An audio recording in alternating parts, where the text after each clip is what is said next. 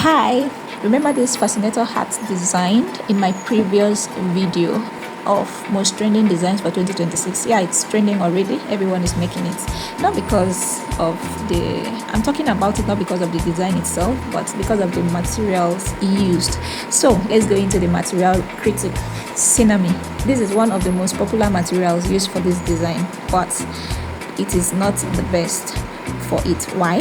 Senamy is lightweight and only elegant when reinforced properly. But what I'm seeing lately is thin Senamy with no support, which results in a design that collapses, loses shape, and looks tired after a few hours. If you're using Senamy for this design, wire is not optional but a must. Interfacing is not optional.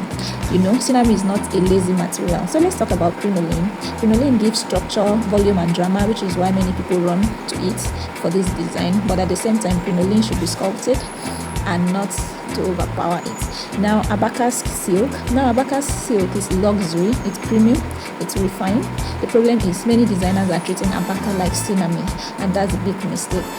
Okay, the comparison: the same fascinator design can look 15,000 naira, another can look 150,000 naira, simply based on how the material is handled.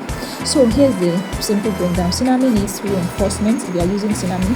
Crinoline needs control and clean finishing. Abaca Silk needs restraint and refinement.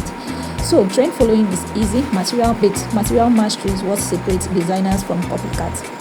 Let me hear from you in the comment section. Which material do you think truly suits this design? Is it Senamy, crinoline, or Abaca Silk?